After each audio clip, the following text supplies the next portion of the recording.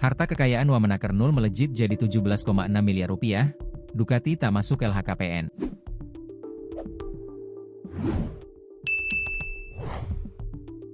Harta kekayaan Wakil Menteri Ketenagakerjaan, Wamenaker, Immanuel Ebenezer alias Nul, langsung menjadi sorotan seusai ia terkena OTT KPK. Wamenaker Nul terjaring OTT KPK pada Rabu, 20 Agustus 2025, malam. Sejumlah barang mewah milik Nul juga telah disita KPK. Adapun penangkapan Nul dilakukan di lingkungan Kementerian Ketenagakerjaan, Kemenaker, Jakarta terkait kasus dugaan tindak pidana pemerasan terhadap perusahaan-perusahaan terkait pengurusan sertifikasi K3, keselamatan dan kesehatan kerja. Sertifikasi K3 adalah proses pengakuan resmi yang diberikan kepada individu atau organisasi yang telah memenuhi standar kompetensi dalam bidang keselamatan dan kesehatan kerja. Dilansir tribunnews.com, pasca penangkapan, harta kekayaan Nul yang pernah menjadi Ketua Umum Jokowi Mania, Joman, saat Pilpres 2019 pun menjadi sorotan.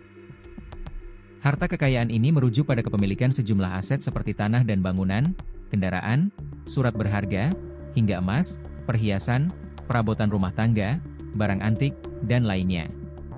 Dalam kurun waktu 3 tahun, harta kekayaan Wamenaker Nul melonjak hingga 12,7 miliar rupiah.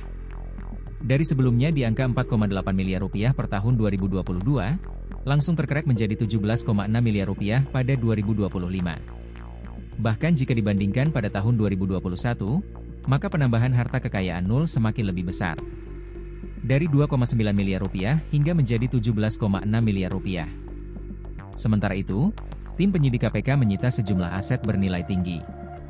Wakil Ketua KPK, Fitroh Roh Cahyanto, menuturkan barang bukti yang diamankan meliputi uang tunai, puluhan mobil, serta sebuah sepeda motor mewah merek Ducati.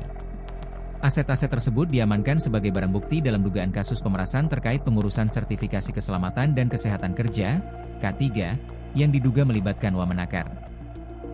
Yang pasti ada uang, ada puluhan mobil dan ada motor Ducati, kata Fitroh. Selain Nul, tim KPK turut mengamankan sekitar 20 orang lainnya. Di antara mereka terdapat seorang pejabat eselon 2 di lingkungan Kementerian Ketenagakerjaan serta sejumlah pihak lain yang diduga terlibat. Sesuai ketentuan, KPK memiliki waktu 1x24 jam untuk menetapkan status hukum pihak-pihak yang diamankan.